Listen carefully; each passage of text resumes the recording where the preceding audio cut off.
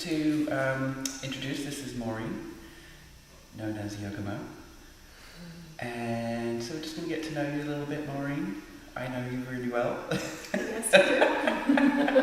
But what first attracted you to yoga? Like, what was the first light bulb? Two light bulbs. One that happened fairly recently in my life, and it was simply that I found if I didn't find a way to relax appropriately, I was probably going to go crazy. It was just a time where there was an awful lot of things happening, so I knew I had to find some way to tap into my ability to relax my body, to come to some sort of level playing field, really. Yeah. And so I actually started with a home practice. There wasn't anybody that I knew that was teaching yoga, and I had gone through a magazine and I had found five exercises, if you will, or 5 poses, and they were Kundalini yoga. And fairly young, and watching the TV one day, and watching it subsequently, because there's this woman called Karen Zebra. Yeah, CBC. Yeah, and it was so long ago, and I can remember thinking to myself, that's really cool. Whatever she was doing just appealed to me on a very superficial level, obviously, but it appealed to me, you know. Yeah. So. Yeah. What currently inspires you in yoga? My students. Really? My students. I watch the people who walk through that door, and I know a lot of them have got lots of stuff happening. Yeah. And not life-threatening stuff, sometimes it is, but sometimes it's just normal, lots of stuff. Yeah. And they still make time to come. And that just amazes me, it really does, because it just speaks volumes for how important people have time to connect with themselves, just as the world gets busy. Okay, we're back here with Yoga Dog Fred. So, is there anything in particular that interests you in your own studies of yoga right now? Is there anything that really, anything that you're really interested in that's really something that you're playing with to teach your classes, or anything that inspires you, or that you're reading that's inspiring your teachings? I think, the breath for me is just huge. Like, if I pick up maybe a book written by Donna Farr, or a book written by Roddy Yee, or any of those people who write some amazing books, the thing I always seem to come back to is the breath. Yeah. Because I find just in myself, and that's I so often find myself breathing the wrong way. And it happened just the other day. I all of a sudden I realized that I was sort of lifting and doing what I should have been doing during an exhale when I was inhaling, and I thought, wow, that's really weird. And so for me, the breath is something that's just so indicative of what's happening inside your body that it affects everything. It affects everything. Yeah. So that's always been one of those things that really speaks volumes to me, and that I try and put through into a lot of my classes. And what teachers, I know the answer to this one, but what teachers currently inspire you and why? Oh, I studied with the lovely Deb Swan. So Deb Swan is from The Path Yoga in Vancouver, who many of the students here, the teachers here at Open Space study with. So tell us a bit about Deb and why you connect with her.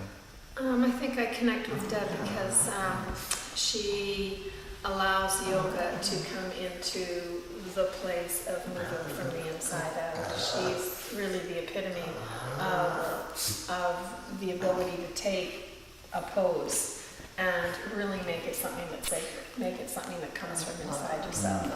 And as much as we all know that's what we're supposed to be doing, it gets really, really very easy in a 60-minute class or a 75-minute class where you're trying to get all this information out and help everybody get into their poses right, that you sort of stay on that superficial physical level. Yeah. And she can pack a class full of 1,800 poses and still get down to what's happening inside.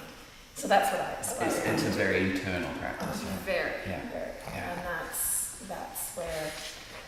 that's what's inspiring me now and that's what I try to get across to my students here, is that you can do this pose and you can incorporate your breath and you can actually make changes within your body.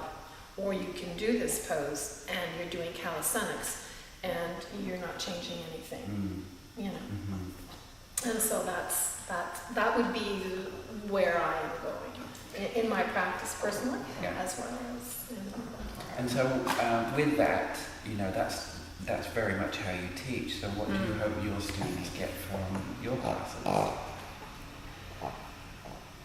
I think the single most important thing I hope they get from my class is the ability to tap into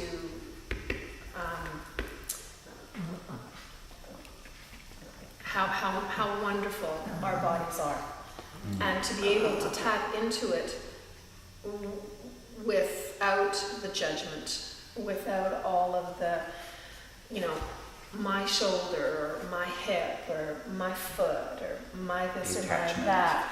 Yeah, that they come with, well, I've got this thing wrong and I want to try and make it better. I would really hope that when they come to the class that they would leave feeling that their foot is something that they need to have compassion for, that they need to be gentle with, and that it's attached to the rest of the body, and that it's an integrated whole, that it's not just the foot that's got something wrong with it, and that's a result of something happening somewhere else in the body or something happening on a deeper level. And the desire to move toward that rather than just coming better their poses on a physical basis. The feeling that we're already whole, we're already perfect. This is just part of us. Yeah, and this is just this vessel, right? Yeah. And Deb said the other day, she had this lovely line in class. She said, "A vessel is only useful when it's empty." And I've thought about that a lot. You know, it's just like if you fill that vase up with flowers, the vase is useless now. You can't do anything with it now. Yeah. But if you take those flowers out and you take the water out, and you have this emptiness, then you can start doing things with it. You can start doing stuff with it. You've got space to grow. You've got room to... Room. I'd like people to have room inside. I'd like people to have room inside, space inside, you know, not only in their joints, but in the way they think and the way they move. And I just think we all need a lot more internal space because we're not getting a lot more external space out there. What are you reading right now? What am I reading right now? I'm reading A Path with Heart. Jack Cornfield. Yeah, very easily written book. He has the ability to convey his, and it's a Buddhist philosophy, but it's not sort of hardcore. He doesn't get into all of the 5 this and the 7 that and the 12 this, but he stays in what we can work with on a daily basis, and he brings it right down into, you know, very easily understandable reading, as well as really it gives sort of little, what would you call, opportunities at the end of each chapter to sit in meditation and review what you've read in the chapter. And I actually do them, which I normally don't. Normally I'll get to that point and I'll think, oh, okay, I'll do that later, and I go on to the next chapter. But I've actually done it just because they've been very easy and very understandable. So you're inspiring me to read it. I've had the book for 4 years and haven't opened it. Well, pile of books I've got to read. I've actually been reading a quote from it in my classes this week, and I've had more than 2 or 3 people come up to me and say, it's just a passage, it's not a quote, it's just a paragraph that I thought really spoke to me, and people have said, gee, you know, I really liked it. It made sense to me. Would you like to end this interview with that passage? I could, yeah. Wrap yourself with our students, and some big hugs.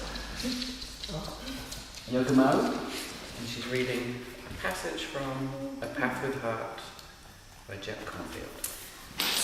future.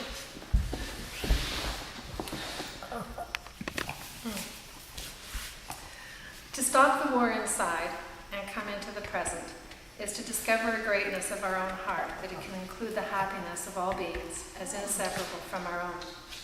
When we let ourselves feel the fear, the discontent, the difficulties we have always avoided, then our heart softens. Just as it is a courageous act to face all the difficulties from which we have always run, it is also an act of compassion. According to Buddhist scriptures, compassion is the quivering of the pure heart when we have allowed ourselves to be touched by the pain of life. The knowledge that we can do this and survive helps us to awaken the greatness of our heart. With greatness of heart, we sustain a presence in the midst of life's suffering, in the midst of life's fleeting impermanence. We can open to the world its 10,000 joys and its 10,000 sorrows. Namaste. Namaste.